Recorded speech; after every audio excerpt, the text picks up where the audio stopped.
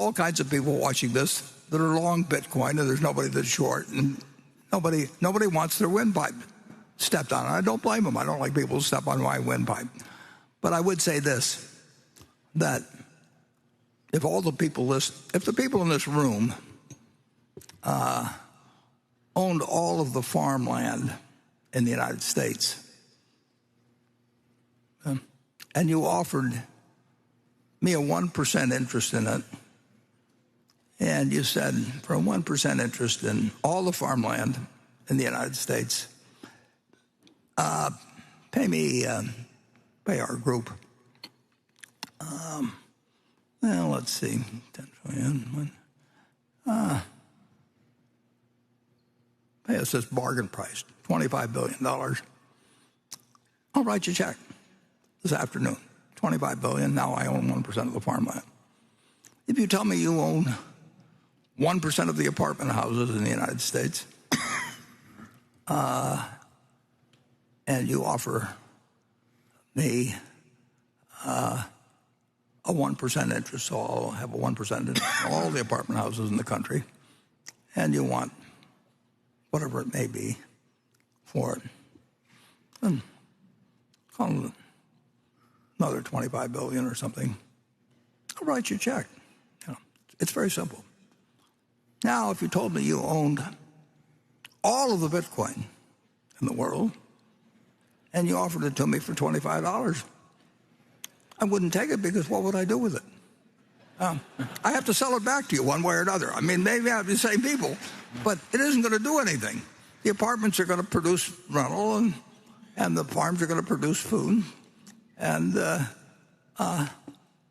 if I've got all the Bitcoin, I'm back where whatever his name was, who may or may not have existed, was 15 years ago.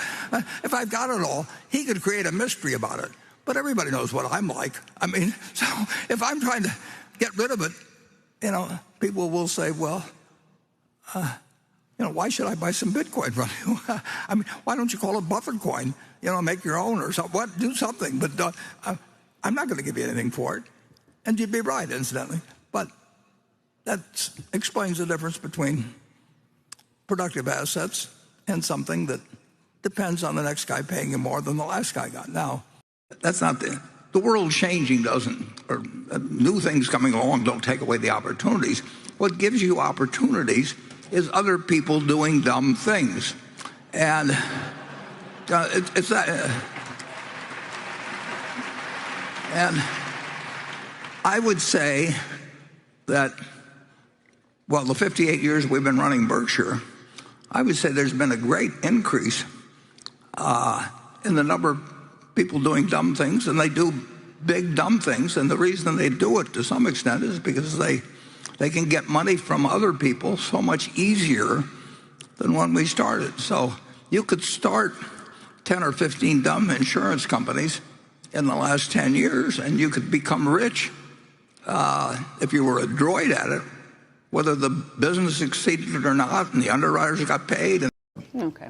Warren, let's talk about some of the things that really resonated with people, and maybe start where you began the annual meeting this year, and that was talking to your investors and telling them a little bit about investing, some tips and lessons along the way. You kind of used it as a teaching experience at the top. Yeah, normally I don't do that. I mean, in fact, I can't remember when I did it. We just go right into questions and answers. But I really thought that maybe we were giving a little bit the wrong lesson because all the questions would naturally tend toward current events. And so this time I went back actually to 1942 when I bought my first stock as an illustration of all the things that have happened since 1942. We've had 14 presidents, 7 Republicans, 7 Democrats. We've had world wars. We had 9/11. We had the Cuban Missile Crisis. We have all kinds of things. The best single thing you could have done on March 11th, 1942, when I bought my first stock, was just buy an index fund and never look at a headline, never think about stocks anymore, just like you would do if you bought a farm. You just buy the farm and let the tenant farmer run it for you. And I pointed out that if you'd put $10,000 in an index fund that reinvested dividends, And I paused for a moment to let the audience try and guess how much it amount to. And it would come to $51 million now. And the only thing you had to really believe in then is that America would win the war and that America would progress as it has ever since 1776. And that American business, if America moved forward, American business would move forward. You didn't have to worry about what stock to buy. You didn't have to worry what day to get in and out. You didn't know the Federal Reserve would exist, whatever it might be. And America works. Stocks sell at silly prices from time to time. Most stocks at one time or another sell at very silly prices. And it doesn't take a high IQ to figure out that they're cheap, but it does take a temperament that's willing to step up and actually act. I tell people, if they're going in the investment business, if you got 160 IQ, sell 30 points to somebody else because you won't need it. I mean,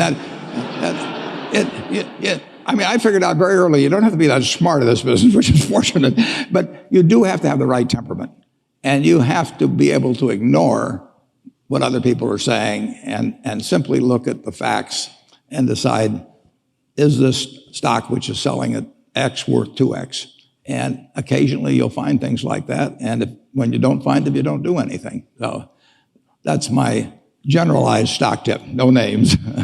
Finding that people buy stocks today or tomorrow or next week or next month. I think it all depends on your circumstances, but you shouldn't buy stocks unless you expect, in my view, you expect to hold them for a very extended period and you are prepared financially and psychologically to hold them the same way you would hold a farm and never look at a quote. You don't need to pay attention to them. Defining your circle of competence is the most important aspect of investing. It's not how important, how large your circle is. You don't have to be an expert on everything. But knowing where the perimeter of that circle of what you know and what you don't know is, and staying inside of it, is all important. And if I don't understand something, but I get all excited about it because my neighbors are talking about it, stocks are going up and everything, I start fooling around someplace else, eventually I'll get creamed, and I should. Old-fashioned belief that I should expect to make money in things that I understand. And when I say understand, I don't mean understand, what the product does or anything like that. I mean, understand what the economics of the business are likely to look like 10 years from now or 20 years from now. I know, in general, what the economics of, say, Wrigley chewing gum will look like 10 years from now. The internet isn't going to change the way people chew gum. It isn't going to change which gum they chew. If you own the chewing gum market in a big way, and you've got Double Mint and Spearmint and Juicy Fruit, those brands will be there 10 years from now. So I can't pinpoint exactly what the numbers are going to look like on Wrigley, but I'm not going to be way off if I try to look forward on something like that. That evaluating that company is within what I call my circle of competence. I understand what they do, I understand the economics of it, I understand the competitive aspects of the business. The first rule in investment is don't lose. And the second rule in investment is don't forget the first rule, and that's all the rules there are. I mean, if you buy things for far below what they're worth, and you buy a group of them, you basically don't lose money. Behave very peculiarly in terms of the reactions because they're human beings and they get excited when others get excited, they get greedy when others get greedy, they get fearful when others get fearful, and they'll continue to do so. And you will see things you won't believe in your lifetime and securities markets. I wrote an article for Forbes in 1979. I just said, how can this be?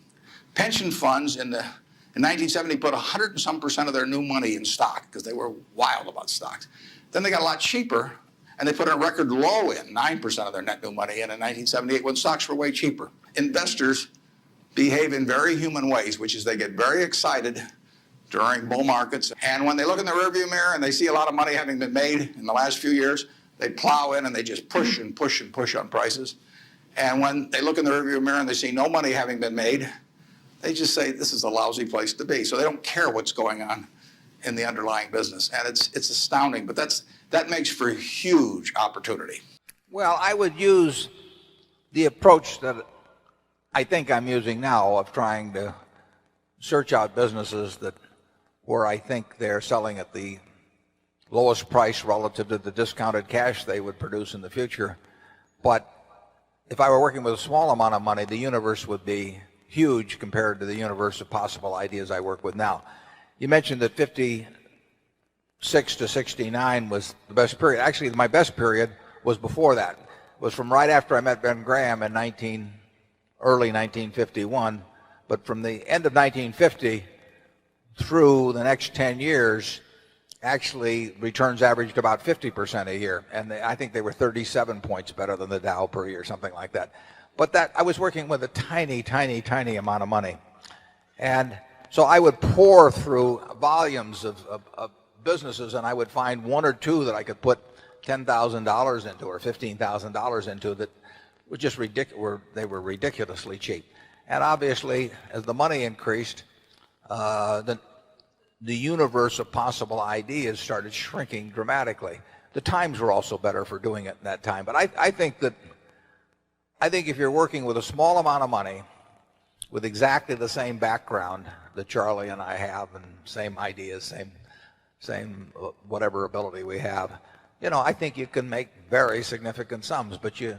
But as soon as you start getting the money up into the millions, many millions, the curve on expectable results falls off just dramatically.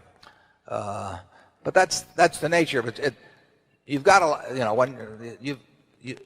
when you get up to things you can put millions of dollars into, you've got a lot of competition looking at that, and they're not looking as I did when I started. When I started, I went through the pages of the manuals page by page. I mean, I probably went through 20,000 pages in the Moody's Industrial, Transportation, Banks, and Finance manuals. And I did it twice. And I actually, looked at every business. I didn't look very hard at some. Well, that's not a practical way to invest tens or hundreds of millions of dollars. So I would say if you're working with a small sum of money and you're really interested in the business and willing to do the work, you will find something. If you were, there's no question about it in my mind. You will find some things that promise very large returns compared to what we will be able to deliver with large sums of money. Charlie?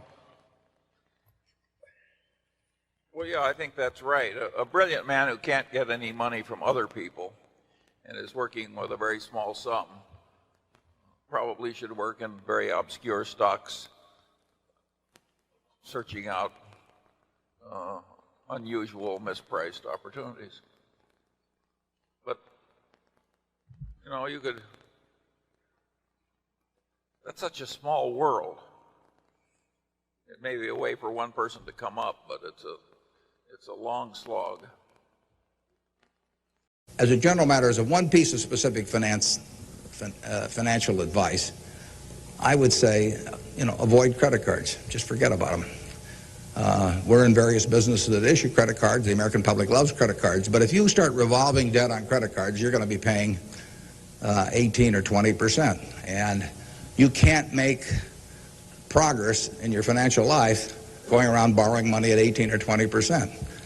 You can make a lot of money by lending it out at 18 or 20% over time. If you can find anybody that's good that will borrow from you. But you don't want to be on the side of the equation that's always behind in life.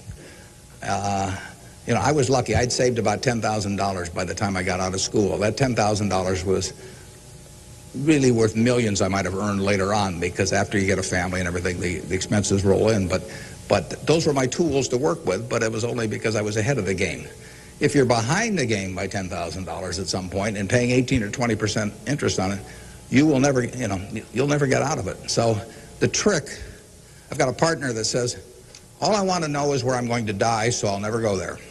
And that's true in financial matters as well. You want to figure out where you don't want to be ahead of time and avoid that. And I get about a dozen letters a day from people who are having terrible problems. And there are two reasons why they have terrible problems.